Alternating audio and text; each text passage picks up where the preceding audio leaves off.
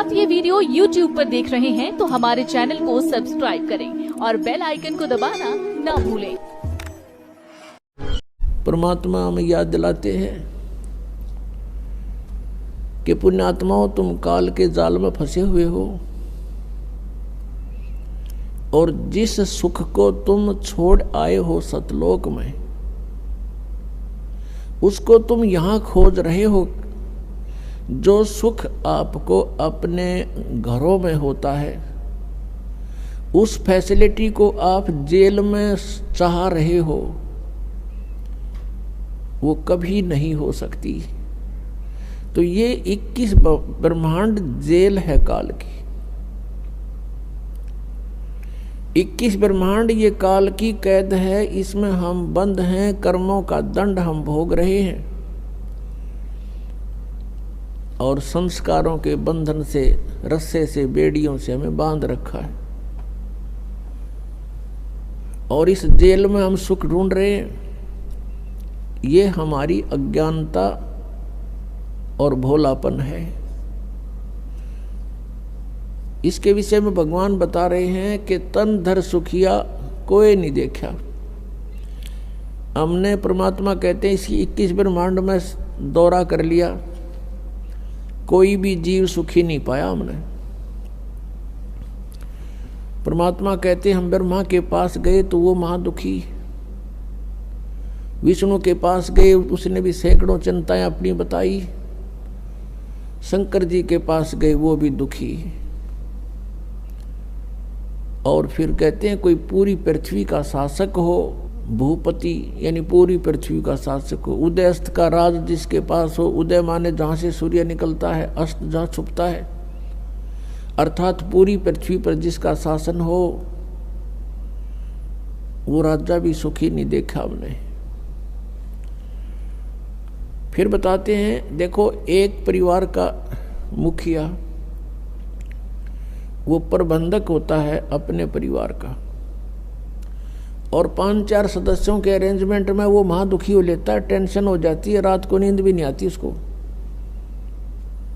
और राजा एक अक्षेत्र का प्रबंधक होता है, मुखिया होता है, तो वो कैसे सुखी हो सकता है? ये तो हमारी एक अज्ञान, हमने सुख के नापण का आधार गलत ले रखा है, जिस कारण से हमने महादुखी आदमी, व्यक्ति सुखी दिखाई देता है। उसके लिए परमात्मा हमें बताना चाहते हैं कि भाई घाटे बाद सब जग दुखिया। घाटा मीन हानि होगी किसी व्यवसाय में, वो तो नेचुरल दुखी। और जिसके घना धन हो गया वो महादुखी। 100 अरेंजमेंट सोचेगा, 20 लाख का बेनिफिट हो गया तो 50 लाख की कोई फैक्ट्री ला लेगा, अगले दिन मजदूरा हड़ताल कर माथा टेक कर बैठ जाएगा, क्या होगा, मेरे 1 करोड़ डूब गया, फलान डूब गया, रात दिन नींद नहीं आती उसको।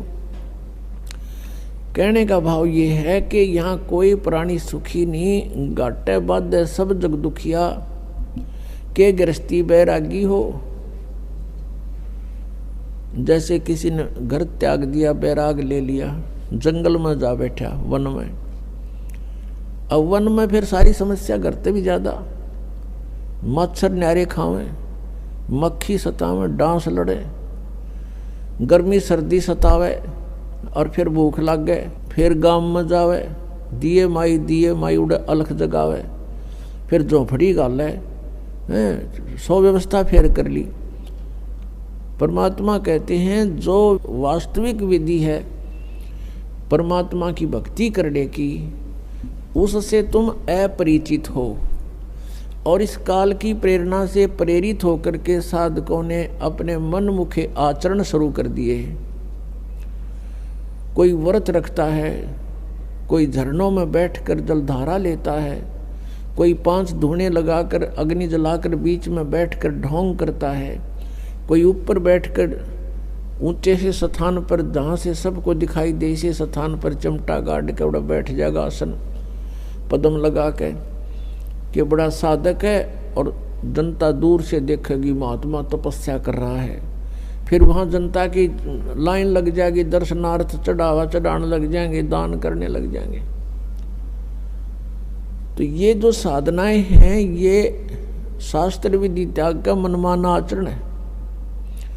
श्रीमद् भगवत गीता अध्याय नंबर 16 के श्लोक नंबर 23-24 में निर्णय दे दिया कि शास्त्र विधि को त्याग कर जो मनमाना आचरण करते हैं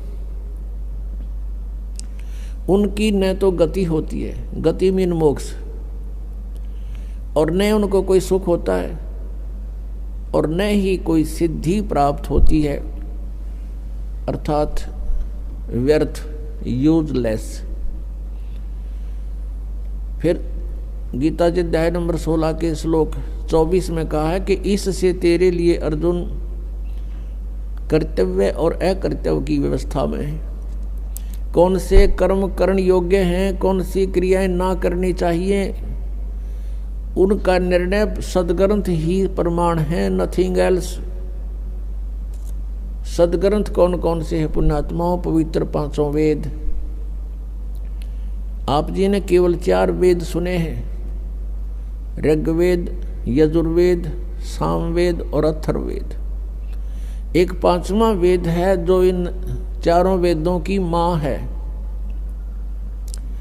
उसको सूक्ष्म वेद बोलते हैं, सूक्ष्म वेद संत भाषा में, और उसको तत्व वेद भी कहते हैं, तत्व ज्ञान भी कहते हैं। उसको सच्चिदानंद घन ब्रह्म की वाणी भी कहते हैं, जैसे श्रीमद् भगवत गीता अध्याय नंबर 4 के श्लोक नंबर 32 में कहा है कि अर्जुन, जिन यज्ञों की, यज्ञ में यज्ञ का अर्थ होता धार्मिक अनुष्ठान, साधनाएं, जिन यज्ञों का धार्मिक अनुष्ठानों की जानकारी विवरण 4 अध्याय के 25 से लेकर 30 तक दिया है। इनमें कोई तो देवताओं की पूजा करते हैं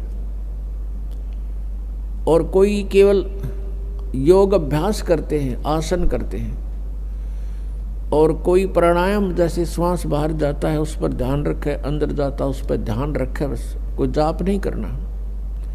इसको पान अपान की क्रिया बोलते हैं। और कुछ प्राणायाम करके अपना श्वास सूक्ष्म करके ध्यान लगाने का चेष्टा करते हैं, कुछ स्वाध्याय करते हैं, कुछ तीक्ष्ण अहिंसावादी व्रत रखते हैं, जैसे मुंह पर पट्टी बांध ली, नंगे पैरों घूमना, झाड़ू सी लेकर, कुछ ऐसी साधनाएं करते हैं, कुछ स्वाध्याय ही करते हैं, नित्य कोई पाठ कर लिया किसी भी धर्म ग्रंथ का। तो परमात्मा कहते हैं कि ये जो साधनाएं हैं, सभी साधक अपनी साधनाओं को पाप नाशक जानते हैं। वो ये सोच रहे हैं हम जो साधना कर रहे हैं ये हमारा पाप नाश करेंगी, पाप नाश होने से ही परमात्मा मिलेगा। फिर बताया 4 अध्याय के 32वें श्लोक में गीता जी में कि इस प्रकार की धार्मिक अनुष्ठानों की जानकारी विस्तार के साथ ब्रह्मण मुखे यानी सच्चिदानंद घन ब्रह्म की वाणी में, यहाँ 4 अध्याय के 32वें श्लोक में अनुवादकर्ताओं ने अनर्थ किया है, शब्दों के अर्थ ठीक नहीं किए। ब्रह्मणे मुखे का अर्थ इन्होंने किया है वेद की वाणी। ब्रह्म का अर्थ वेद नहीं होता, ब्रह्म का अर्थ प्रभु होता है, परमात्मा होता है। और ब्रह्मणे का अर्थ होता है बड़ा भगवान, यानी सच्चिदानंद घन ब्रह्म। जैसे वेद तो विधान है प्रभु का और ब्रह्म परमात्मा है। यदि कोई राजा का अर्थ संविधान करता है किसी प्रकरण के अंदर, तो उसको ज्ञान नहीं है, वो मूर्ख है बिल्कुल। राजा तो एक प्रबंधक है, मैनेजमेंट करने वाला है, कंट्रोलर है। उस वेद संविधान उसका कानून है, उसमें कानून लिखा, कोई ऐसी गलती करेगा तो ऐसी सजा होगी, ऐसी करेगा तो ऐसी सजा होगी। ऐसे ही ब्रह्म तो प्रभु है और वेद उसका विधान है। तो यहाँ इन्होंने अर्थ गलत कर दिए। ब्रह्मणे मुखे का अर्थ है सच्चिदानंद घन ब्रह्म की वाणी। मुखे माने उसके मुख से बोले गए वचन, उस कबीर वाणी में, उस सूक्ष्म वेद में बहुत विस्तार के साथ लिखे हैं। और उस ज्ञान को चौथे अध्याय के 34वें श्लोक में कहा कि वो तत्व ज्ञान है। उस तत्व ज्ञान को तू तत्वदर्शी संतों के पास जाकर समझ। इससे सिद्ध है कि गीता ज्ञानदाता भी उस सूक्ष्म वेद से परिचित नहीं है। तो इससे यह भी सिद्ध हुआ कि सूक्ष्म वेद की जानकारी श्रीमद् भगवद गीता में नहीं है। ऐसे ही पवित्र चारों वेदों का वक्ता ब्रह्म कहा जाता है। ब्रह्म यही ज्योति निरंजन जो जिसने गीता बोली श्री कृष्ण जी में प्रवेश करके।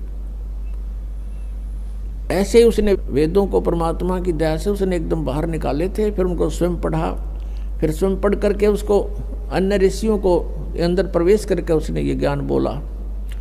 और ब्रह्मा जी को चारों वेद एज इट इज लिखे हुए लिखित रूप में दिए गए थे। तो पुण्यात्माओं, यहाँ पर बहुत सी ऐसी धारणाएं होती हैं क्योंकि हम आध्यात्मिक ज्ञान से अपरिचित हैं और जिस कारण से हम इन बातों को स्वीकार करने को तैयार नहीं होते। इन माइंडलेस मैन जो थे, महर्षि को आया करते थे, जिनको ज्ञान कति नहीं था, वो कहते हैं कि सृष्टि के प्रारंभ में एक वचन में सब ब्रह्मांडों की रचना कर सकता है, 1 सेकंड के अंदर सबका विनाश करके इनको तय करके रख सकता है, और दूसरी सेकंड में एज इट इज कर सकता है। जैसे आप बैठे हो एज इट इज न्यू का न्यू वहीं से शुरू करवा दे आपके जीवन को। इसका नाम समर्थ शक्ति परमात्मा कबीर देव है।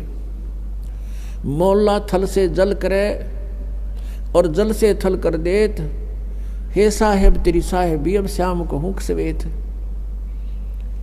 परमात्मा सब कुछ कर सकते हैं। जब तक आपके मन में ये खरपतवार भरा पड़ा है, खुरापात भरे हैं, ऐसा नहीं हो सकता, वैसा नहीं हो सकता, तो आप इस अध्यात्म ज्ञान को नहीं समझ सकते, फिर आपका प्रयत्न व्यर्थ होगा।